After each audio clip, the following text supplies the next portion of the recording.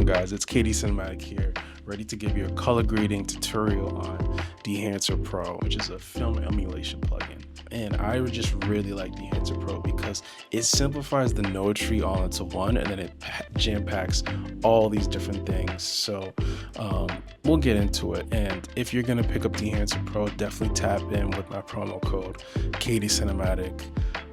Appreciate it. But yeah, like, comment, subscribe. But let's get right into it. Now that we're in DaVinci, I just have this clip here. I have a couple of clips here, and I'll try and go through as many as I can. But I really like the first three, so we're just gonna drop it. It's one node. The reason why I really like this is because it's literally just one node. Yeah, so we're gonna select choose camera, go to Sony,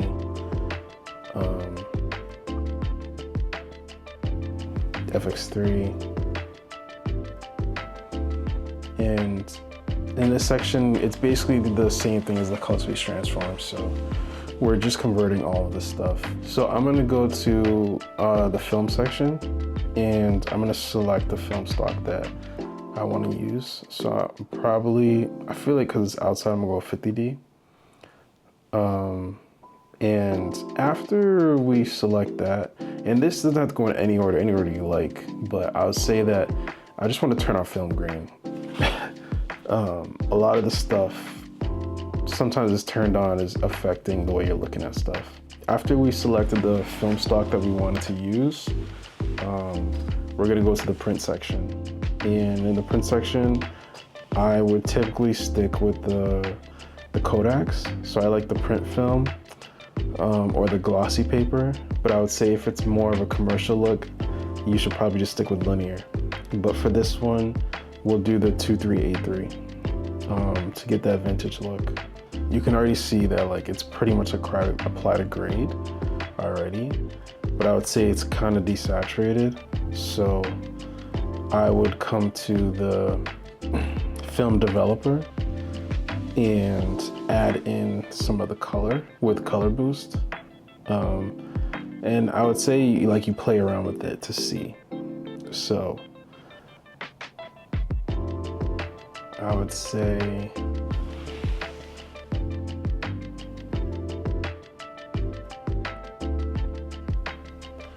yeah, I feel like that is enough for me.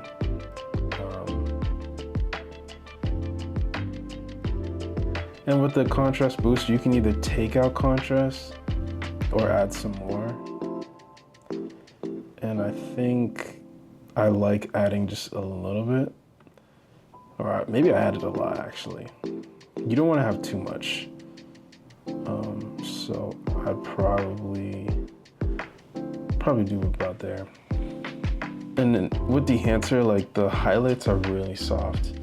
And a way to really adjust that is with the film compression.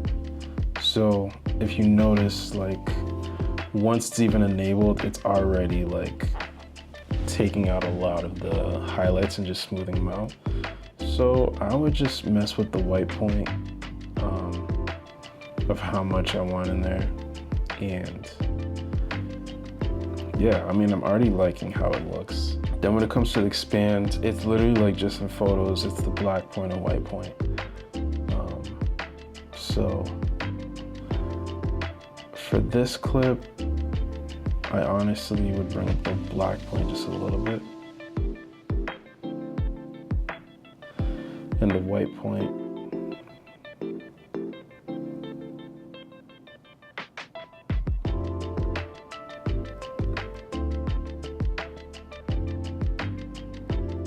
Just a tad. Yeah, so that's how our image is looking so far. In the print section, it has like the target weight and exposure. It may seem like the same that's up here, but for some reason, I like how adjusting those things here, for some reason, I don't know, it just seems better. So we can adjust the saturation just a little bit. I think I'll drag it just a little bit down. And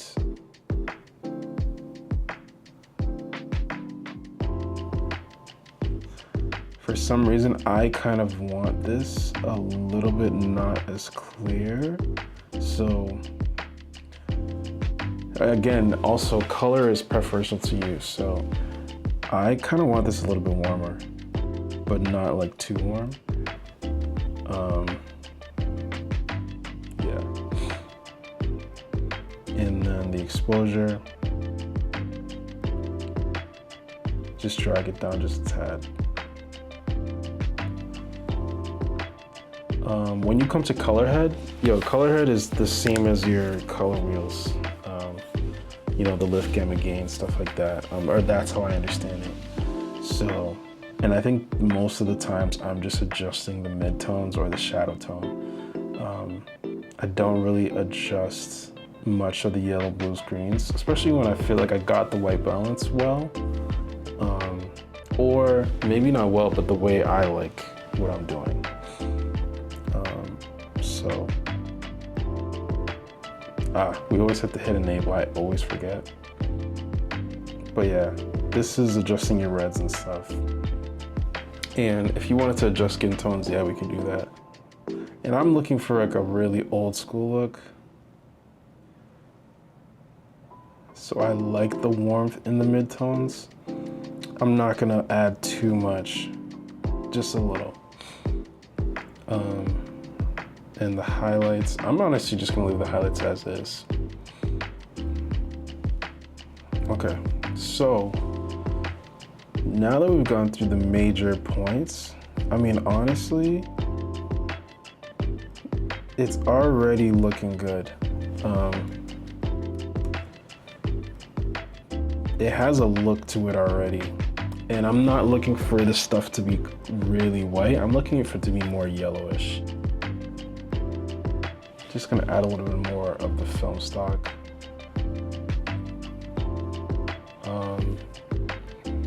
Okay. And honestly, the look is pretty much done. So from here, the only thing I would add is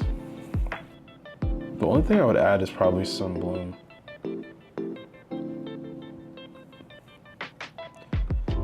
Because I'm looking for that vintage effect. But not too much bloom.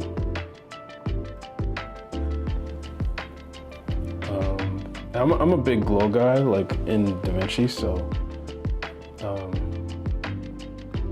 I already like how this looks.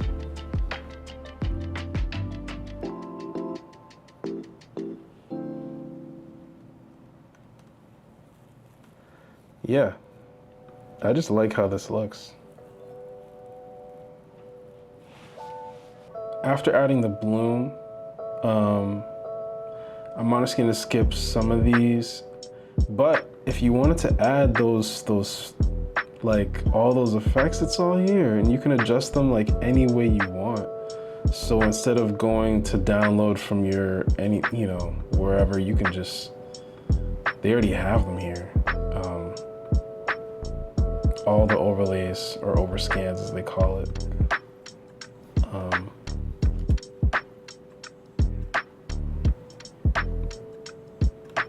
Yeah, like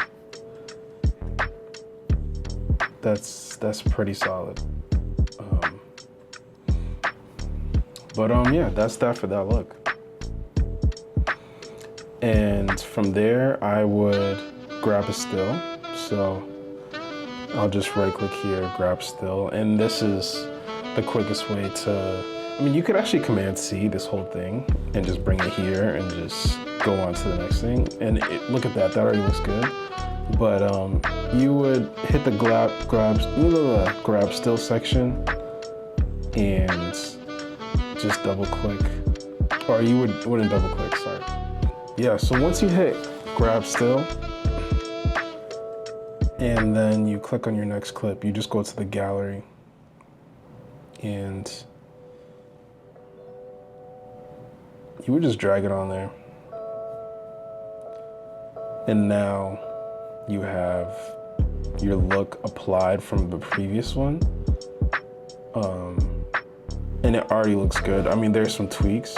If like, there are actually more tweaks I would have made, in separate nodes, but just for the sake of this tutorial, I'm sticking with just using Dehancer. But I'll be honest with you, I would only add like 2 or 3 extra nodes to do some more fine details in different ways, because you know DaVinci has a lot, but Dehancer really has cooked up.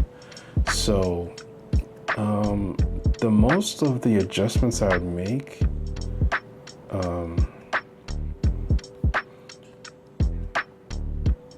maybe when it comes to temperature,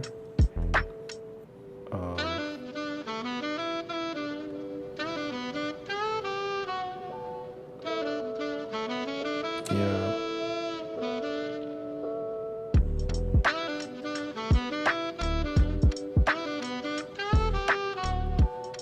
I mean, the look is already like, yo, that's how quick we can be doing this stuff. But yeah, that's how quick we can be doing this stuff. I honestly didn't change much here. I might just tweak the white points and black points just a little bit.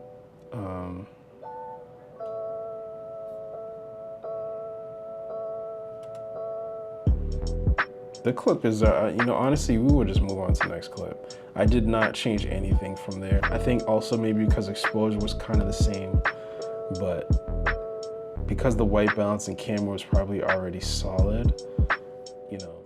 All right, guys, yeah, so that's Dehancer, the film emulation plugin. Yeah, I just showed you basically how I would use Dehancer, but I guess now you could color grade like KD Cinematic. Which is solid, and I use it in DaVinci, as you can see. You can also use it in other platforms like Final Cut, Premiere, and I'm sure others. But yeah, that's how I would use the Dehancer. If you have any more questions, let me know. Definitely leave a comment, like, subscribe, and I actually really like Dehancer.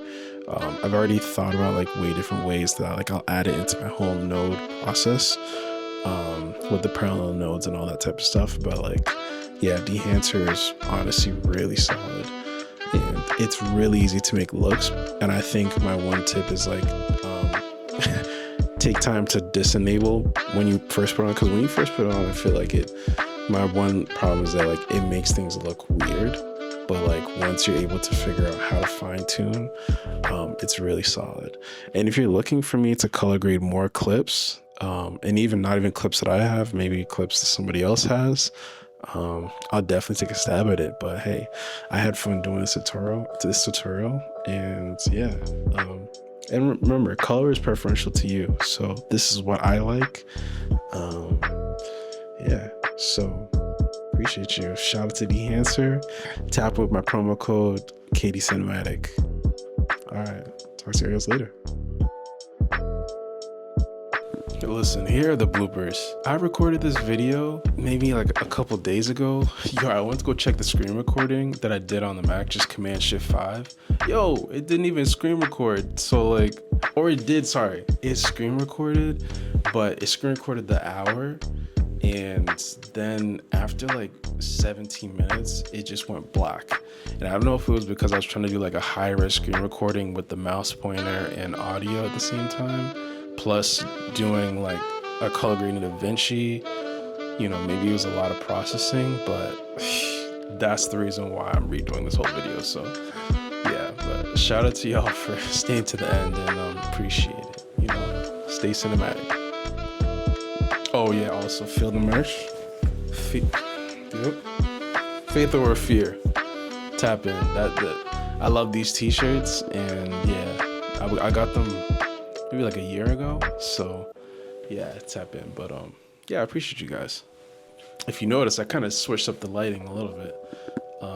So we do have the same type of setup, but I just changed the backlight and the hair light to teal, just to maybe try teal and orange, even though this light, you can't really control the temperature or you know, colors or all that stuff. And then I actually just added like some type of rim light here, with a light. I'll talk about it at a later date, but yeah, that's pretty much it.